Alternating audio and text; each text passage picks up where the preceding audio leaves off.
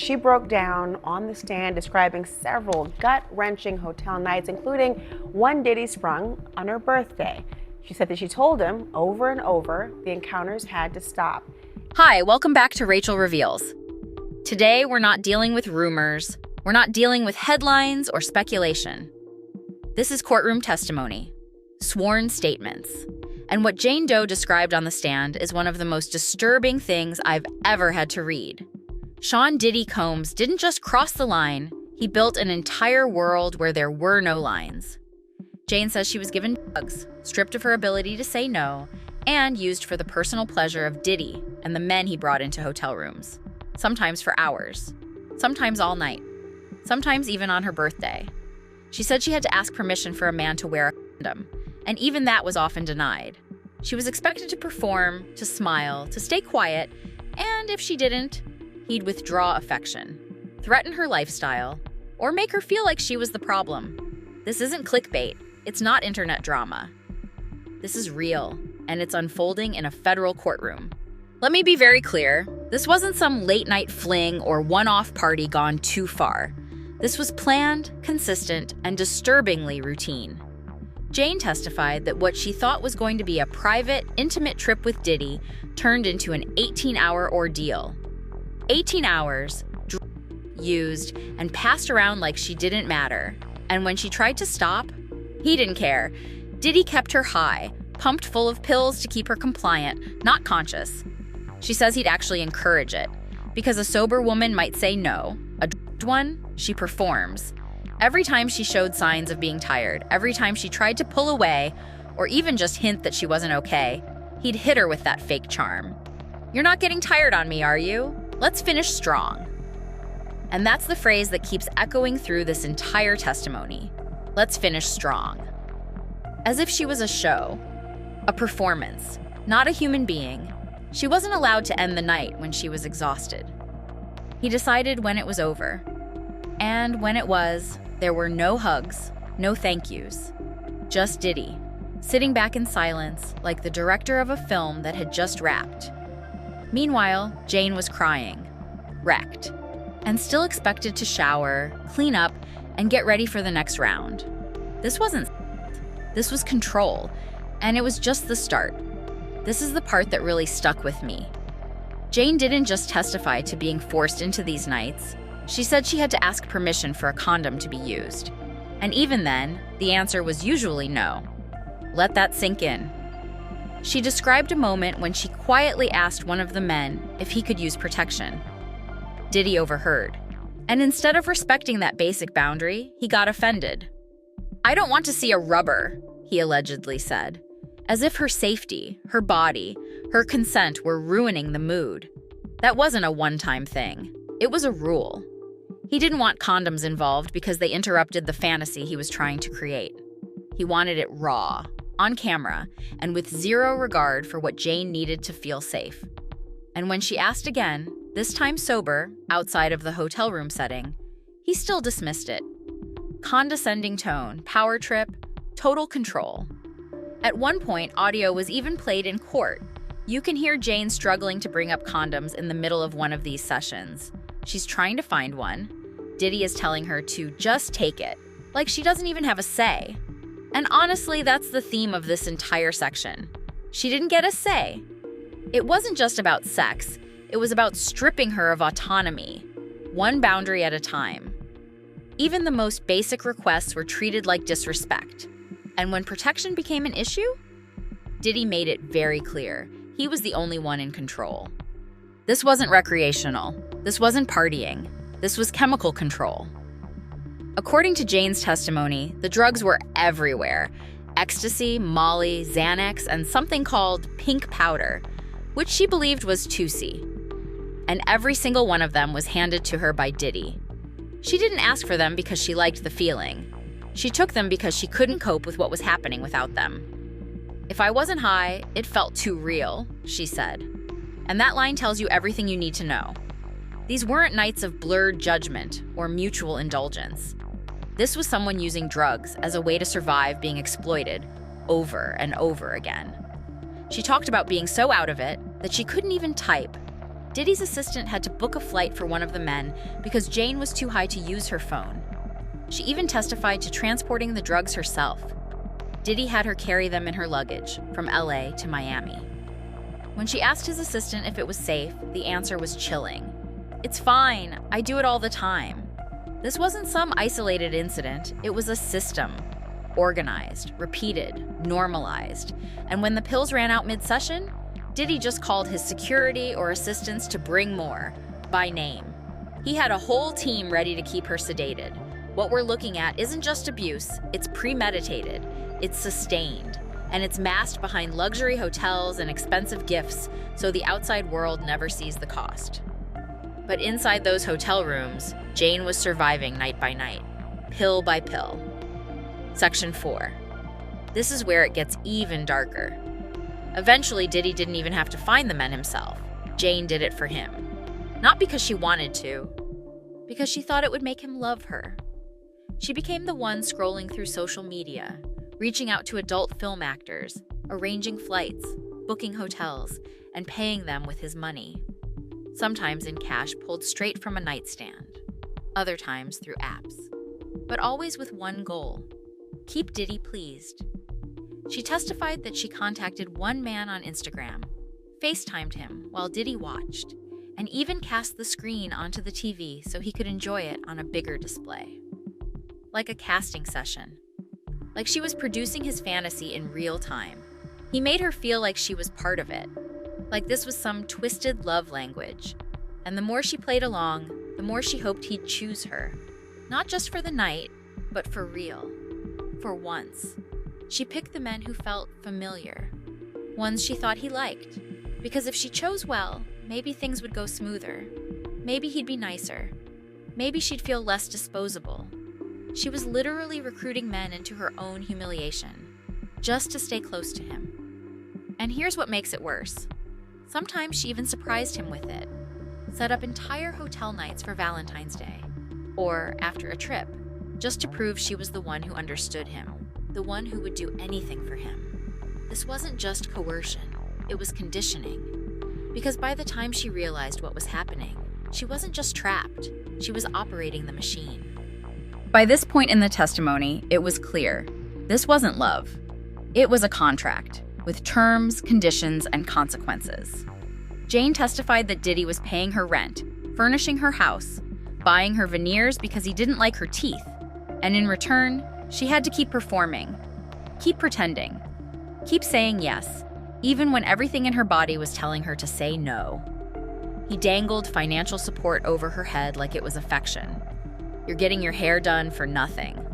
That's what he texted her when she tried to take a night off because she was on her period. And when she expressed exhaustion, frustration, or even jealousy about him spending time with other women, he'd shut it down. "Let's just be friends." Or worse, he'd record her reactions and call her crazy. She wrote heartfelt messages, trying to explain how broken she felt. He responded with guilt trips, gaslighting, and silence. Unless, of course, she agreed to another hotel night. Then, suddenly, the attention came back. Even when she hit her limit, physically, emotionally, sexually, he expected more. She testified that after being with multiple men in one night, she was so sore she couldn't continue. His response? "You can't take any more, Doc." And then he told her to apologize. To the man. Not for herself. For him. And the worst part? She did. Because she thought it would make things better. This was never about intimacy. It was about control. He controlled where she lived, what she wore, who she slept with, when she could rest, even how she felt about herself. And she stayed, because walking away meant losing everything. There's a difference between being tired and being physically broken. And Jane reached that point. She testified about intense soreness, infections, and back pain from constantly bending over in certain positions, all to satisfy Diddy's fantasies. Her words weren't dramatic, they were clinical, matter of fact, like someone who's had to normalize suffering just to survive it. She even said her vagina hurt so badly that she couldn't perform during one trip. And what did Diddy say? "You can't take any more, Doc." Not concern, not compassion, just disappointment, because his fantasy hit a wall. She tried to communicate. She threw a bracelet in frustration. She said she was done. But instead of comforting her, he turned it around and told her to apologize. To the man. Let that sink in. She was in pain. He told her to say sorry. To the other guy. This wasn't just psychological manipulation anymore. This was physical disregard. Her comfort didn't matter. Her limits didn't matter. The only thing that mattered was whether she could keep going. And if she couldn't, she was treated like a malfunctioning toy. There's a reason Jane emphasized her state of mind. Because Diddy didn't just want control over her body, he wanted to document it. But only when she couldn't think clearly. She testified that the recordings, yes, there were recordings, never happened while she was sober. Only after he'd given her pills. Only after she was compliant enough to perform without protest. And when he pulled out his iPhone, he didn't ask. He didn't warn her. She said the most she'd get was, "It's just for me." But let's be honest, this wasn't about memories. This was about ownership, about power. He told her what to wear, how to move, when to apply baby oil, on herself, on the men, on everything. She was filmed while playing out elaborate role-play scenes, dressed in heels and stripper shoes, so slick with oil, she could barely keep her balance. This wasn't just manipulation, it was production. A private performance for Diddy's personal archive, made under the influence, without clear consent. And through all of it, Jane said she acted like she enjoyed it, because she had to, because she thought it would make him love her, because she knew if she looked unhappy, there would be consequences.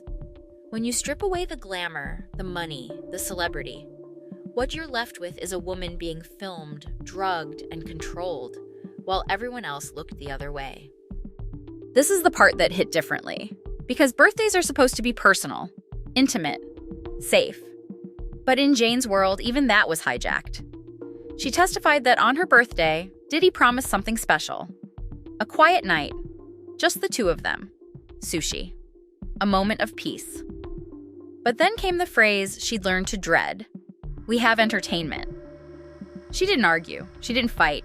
She just accepted it. Because at that point, it wasn't a surprise. It was the pattern.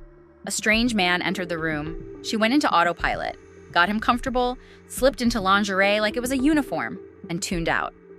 I'm like a robot, she said. Not metaphorically, literally.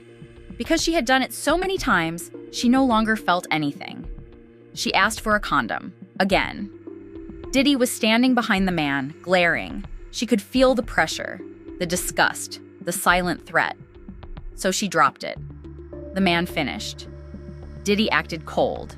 Then, just hours later, he shifted. Suddenly, he was loving, celebratory. There were balloons, cake. And then, another man arrived. Because even on her birthday, it was never about her.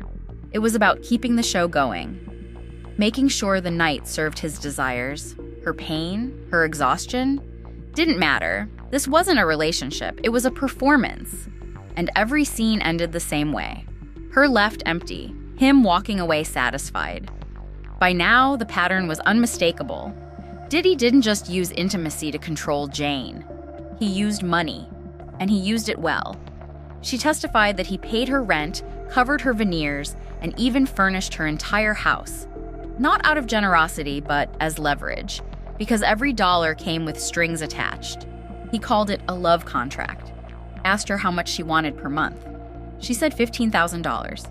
He offered $10,000. And just like that, her life became itemized. Every time she expressed discomfort, exhaustion, or tried to pull away, he reminded her who was paying the bills. You're getting your hair done for nothing. Movie night was not on my mind. Translation? If she wasn't going to perform, the perks would disappear. She couldn't even cancel on a night when she had her period. She sent him a photo of pink toilet paper, hoping he'd understand. Instead, he blew up, shut her down. He didn't want intimacy. He wanted access. And when she asked for space, when she pushed back on the things she was being made to do, his tone flipped. Let's just be friends. I'm tired of these long texts. You're crazy. Because in his world, she wasn't allowed to say no without losing everything he gave her. It was never about love. It was about control disguised as support, affection measured in rent payments, silence paid for in cash. And Jane, she stayed, because leaving meant walking away from the only stability she had left. By the end of her testimony, one thing was clear. Jane was never in a relationship. She was in a role, and every moment of her life revolved around playing it perfectly. From the outfits to the camera angles, from the strangers flown in to the scripts whispered in her ear, everything was orchestrated by Diddy. And she was the star performer in a show she never signed up for. She tried to write him heartfelt messages, tried to be the loyal girlfriend, the willing partner, the woman who could keep him happy. But behind the scenes, she was unraveling. She wrote in her notes, never sent, lines like, "Why am I just for your freaky desires? You're trashing my house with dirty debauchery. I'm done." But she never hit send. Because deep down, she still thought love might be possible if she could just hold on a little longer. She testified that even after all the crying, the pain, the sleepless nights, and destroyed boundaries, she still missed him. Still went back. Still made excuses. And that's what makes this all so disturbing. It wasn't just physical control. It was emotional captivity. Every hotel night, every stranger, every "I love you" text that was followed by another man at the door. It all blurred together into one endless performance. Until finally, she cracked. In Turks and Caicos, she couldn't do it anymore. The pain was too much. Her body gave out. Her voice came back. And that's when she said it. "You only brought me here to suck dock for you." And for the first time, she stopped playing the part. So now you've heard it, straight from sworn testimony. This wasn't a lifestyle. It wasn't a kink. It wasn't a relationship. It was a system of power, fueled by money, silence, and fear. And Jane, she was trapped inside it. Drugged, recorded, coerced, and used over and over again, just to keep one man's fantasy alive. Sean Diddy Combs hasn't been convicted of anything yet. But if even half of what Jane described is true, then we're not just looking at scandal. We're looking at something much bigger, much darker, and much more dangerous than the media wants to admit. Let me know what you think in the comments, because this trial is far from over. And the more we hear, the harder it gets to stay silent. I'm Rachel, and this has been Rachel Reveals. Stay safe, stay aware, and I'll see you in the next one.